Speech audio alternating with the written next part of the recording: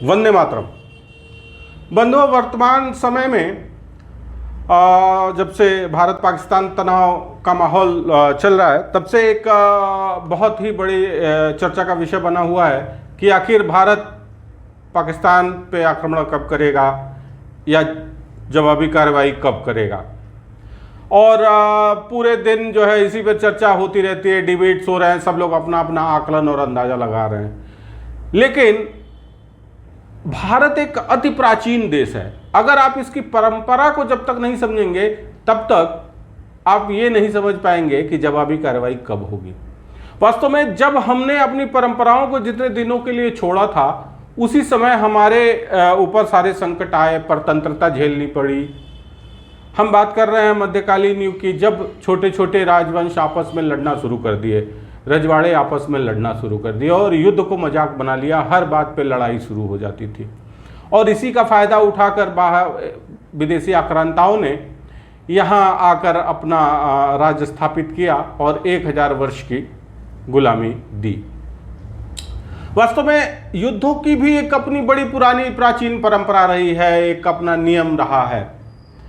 हम बात करें रामायण काल से, तो श्री राम ने भाई उनके साथ जो हुआ, सक्षम थे, हर तरह से वो सक्षम थे।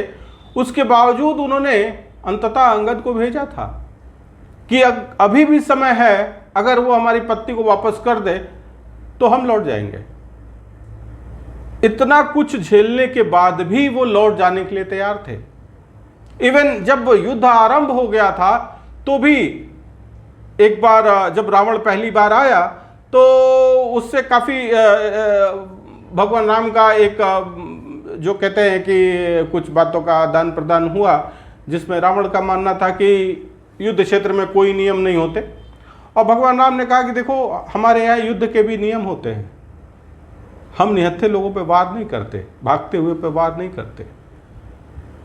और अंततः श्री राम ने दिखाया भी, रावण को शस्त्रहीन करके और उसको जीवित छोड़ दिया। तो एक हमारी जो परंपरा है, आइए हम बात त्रेता की कर रहे हैं। अगर हम द्वापर की बात करें, तो महाभारत युद्ध के पहले जब उसकी बातें चल रही थी, तो भीम ने कहा कि कृष्ण से कि आप भी जानते हैं केशव कि अब युद्ध का कोई विकल्प नहीं रह गया है। तो भगवान कृष्ण ने कहा कि युद्ध कोई विकल्प होता भी नहीं है। युद्ध तब होता है जब सभी विकल्प समाप्त हो जाते हैं, अर्थात जब कोई विकल्प न बचा हो तभी युद्ध होता है। तो युद्ध के लिए बहुत लालायित नहीं रहना चाहिए।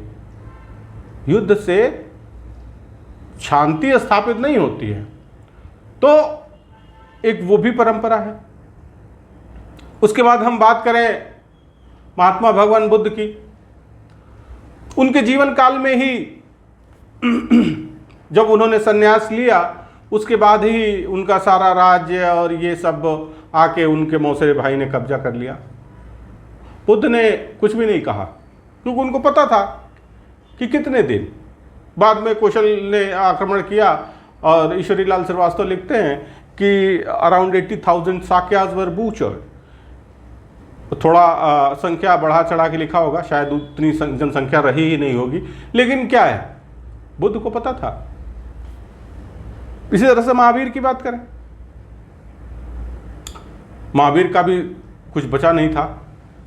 लेकिन एक और बात हमें ध्यान रखना चाहिए कि भारतवर्ष में, भाई देखिए, हम जब भी कोई कार्रवाई करेंगे अहिंसात्मक ही कार्रवाई करेंगे, लेकिन अहिंसा का अर्थ थोड़ा सा जो एक प्रचलित अर्थ है, उस अर्थ में हम अहिंसा शब्द का प्रयोग नहीं करते।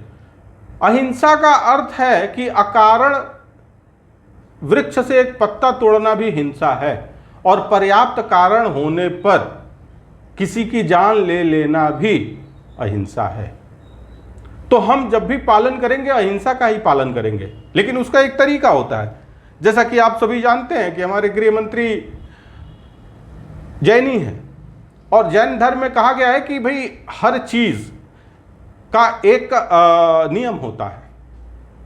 जैसे अगर हम बुराइयों का अंत करना चाहते हैं, या हम मोक्ष प्राप्ति की तरफ अग्रसर होना चाहते हैं, कैवल्य की तरफ, तो 2 स्टेजेस बताए गए हैं जैनिज्म में, एक समर और एक निर्जरा।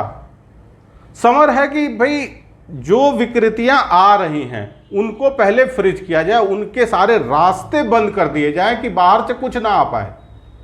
जब बाहर से कुछ ना आ पाएगा तो अब नई चीज कोई आएगी नहीं, और जो पुरानी बचेगी उसको फिर कहते हैं कि निर्जरा, फिर उसका नाश किया जाएगा, फिर उसको जलाया जाएगा।